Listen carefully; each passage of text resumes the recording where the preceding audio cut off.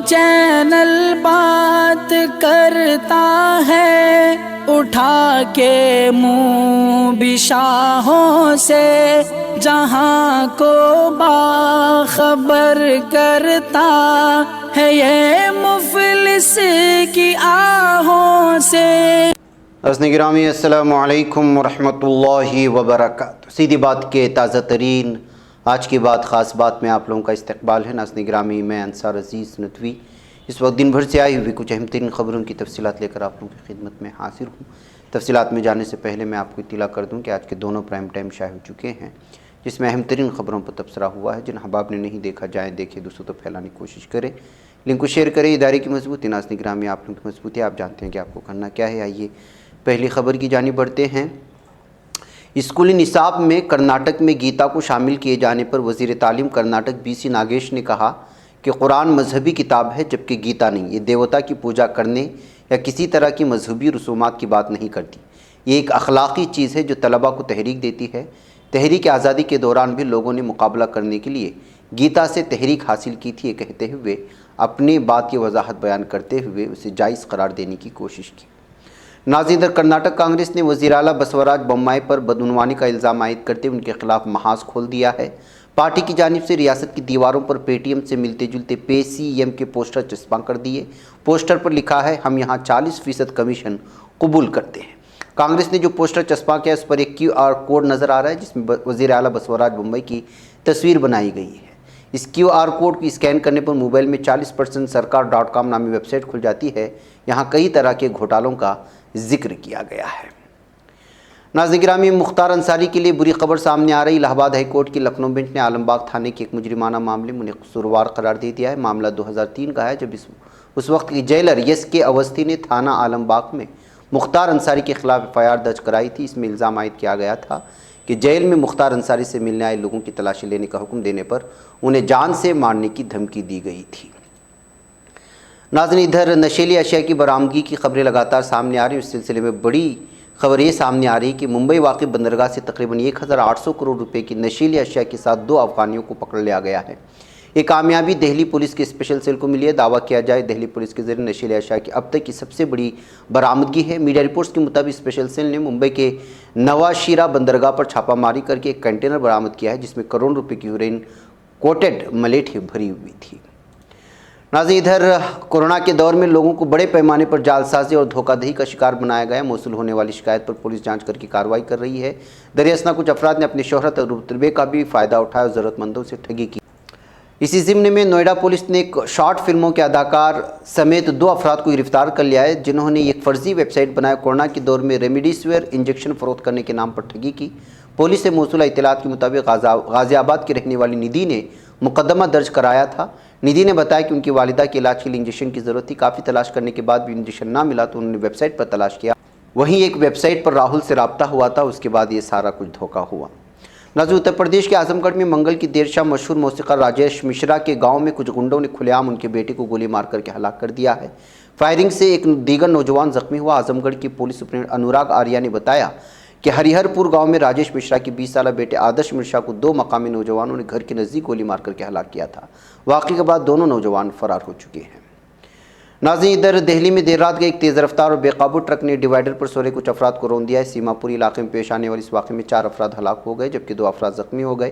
ان میں سے 4 افراد کو سیما پوری کے MPV نے فوری طور پر GTV اسپتال منتقل کیا، 2 کی موقع پر یہ موت ہو گئی۔ منتقل کیے گئے 4 زخمیوں میں سے ایک کو ابتدائی علاج کے دوران مردہ قرار دیا گیا، بعد میں دوسرا بھی دم توڑ گیا ہے۔ ناظرین، ادھر اتر پردیش میں حمیرپور ضلع کے مودھا قصبے میں دسہرے کا جلوس نکالنے کے تنازع سے متعلق 27 سال پرانے معاملے مقامی عدالت نے سابق وزیر بادشاہ سنگھ سمیت 11 لوگوں کو مذہبی جنون پھیلانے اور بدامنی پھیلانے کے لیے قصوروار ٹھہراتے ہوئے 2 سال قید کی سزا سنائی ہے۔ استغاثے کے مطابق سول جج سینئر جج محترمہ سیما کماری کی عدالت نے 1995 میں دسہرے کے دن حمیرپور کے مودھا قصبے میں جلوس نکالے جانے پر ہوئے تنازع معاملے میں بادشاہ سنگھ سمیت 11 افراد کو مجرم قرار دیتے ہوئے 2 سال قید اور 1 لاکھ روپے جرمانے کی سزا سنائی۔ ناظرین، ادھر چندی گڑھ یونیورسٹی کے بعد اب پنجاب کے جالندھر میں واقع لولی پروفیشنل یونیورسٹی کے طلباء سراپا احتجاج بنے ہوئے ہیں۔ رپورٹ کے مطابق یہ ہاسٹل کے کمرے میں طالب علم نے خودکشی کر لی۔ طالب علم کا تحریک کیا ہوا ایک سوسائڈ نوٹ بھی برآمد کیا گیا جس میں اس نے خودکشی کے پیچھے کئی وجوہات بیان کی ہیں۔ میڈیا رپورٹ کے مطابق پولیس نے موقع پر پہنچ کر لاش کو قبضے میں لے لیا، اسے پوسٹ مارٹم کے لیے بھیج دیا گیا ہے۔ ناظرین، ادھر یوپی کے سہارنپور میں نوجوان کھلاڑیوں کو بیت الخلاء میں رکھے کھانے کو کھلائے جانے کا شرمناک واقعہ پیش آیا۔ اس واقعے کی تصاویر ویڈیو سوشل میڈیا پر وائرل ہونے کے بعد ضلع اسپورٹ آفیسر انیمیش سکسینہ کو معطل کر دیا گیا۔ ایڈیشنل چیف سیکریٹری کھیل نونی سہگل نے انیمیش سکسینہ کو فوری اثر سے معطل کرنے کی ہدایت بھی جاری کر دی تھی۔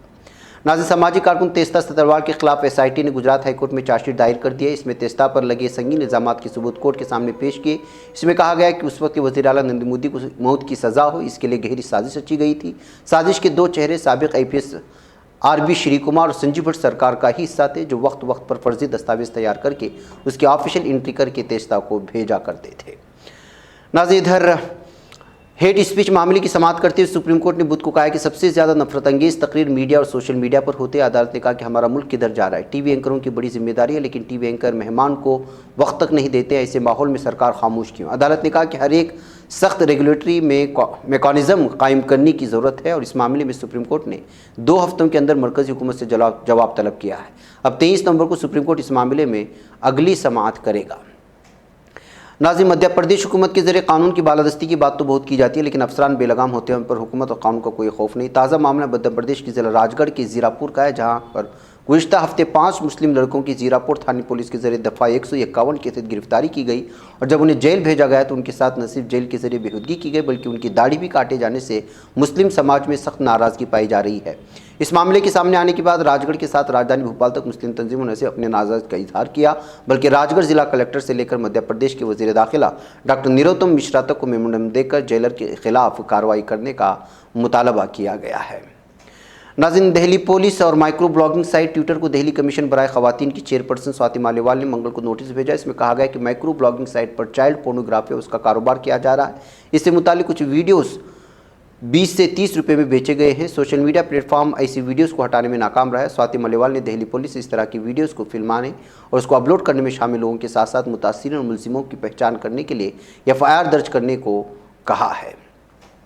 ناظرین، صدر رجب طیب اردوغان نے عالمی رہنماؤں کو مخاطب کرتے ہوئے کہا کہ ہماری مشترکہ قسمت کا متاثر کرنے والے امتحانات کے خلاف مشترکہ ایجنڈے کے ذریعے کارروائی کرنے کی ضرورت ہے۔ صدر اردوغان نے ان خیالات کا اظہار نیو یارک میں اقوام متحدہ کی جنرل اسمبلی کے 77ویں اجلاس سے خطاب کرتے ہوئے کیا۔ انہوں نے کہا کہ ہم ایک ایسے دور سے گزر رہے ہیں جہاں ہماری مشترکہ قسمت کا متاثر کرنے والے امتحانات کے خلاف مشترکہ ایجنڈے کے ذریعے کارروائی کرنے کی ضرورت ہے۔ انہوں نے کہا کہ زیادہ منصفانہ دنیا کے لیے اقوام متحدہ کی تنظیم نو کی ضرورت ہے۔ دنیا 5 سے عظیم تر ہے، اور زیادہ منصفانہ دنیا کے لیے ہم اپنی جدوجہد کو جاری رکھیں گے۔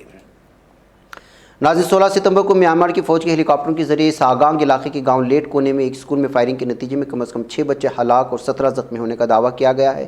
مقامی ذرائع میزیما ایراڈی سائٹس اور رہائشیوں کی معلومات کی بنیاد پر گاؤں میں ایک بدھ خانقاہ میں واقع اسکول پر فوج کے ہیلی کاپٹروں سے فائرنگ کی گئی۔